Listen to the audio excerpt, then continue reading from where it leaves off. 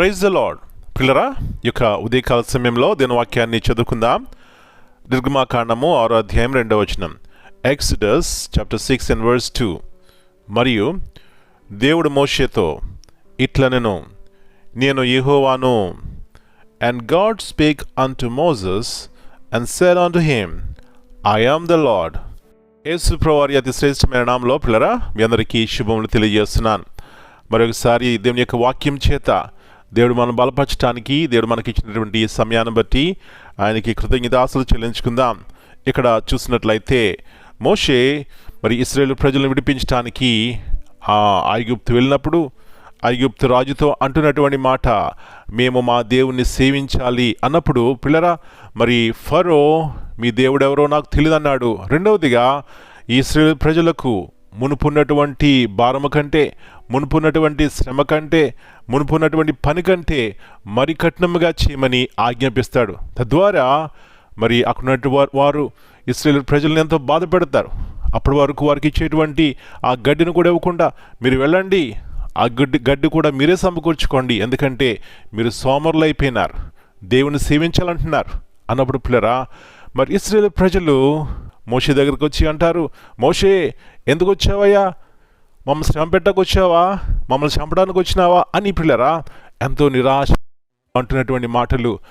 అప్పుడు మోషే దేవుని ఎదుట సాగిలపడి, ప్రభువా ఇందుకే నన్ను పంపించారా అన్నప్పుడు దేవుని యొక్క స్వరము, దేవుడు తనతో మాట్లాడుతూ ఈ విధముగా అంటున్నారు.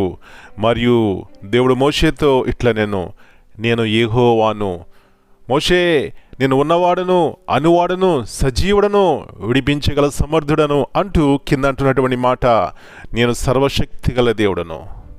నా ప్రియ సహోదరి, ఈ ఉదయకాల సమయంలో నీవు నేను ఆరాధిస్తున్నటువంటి దేవుడు సర్వశక్తి గల దేవుడు, ఉన్నవాడు అనువాడు, చూచే దేవుడై ఉన్నాడు.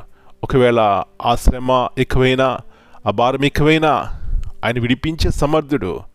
ఆయన యొక్క హస్తము, ఆయన యొక్క బాహు ఎల్లప్పుడూ మనం రక్షించడానికి సమీపముగా ఉందనే సత్యాన్ని గుర్తిస్తే ఉదయకాల సమయంలో ఇలాంటి సంతోషంతో, ఆనందంతో మనం జీవిస్తామండి. ఇలాంటి కృప మనందరికీ దేవుడు దయచేయనుగాక. ప్రార్థన చేసుకుందాం. ప్రభువా మరొక నూతన ఉదయకాల సమయాన్ని బట్టి మీ వందనాలు.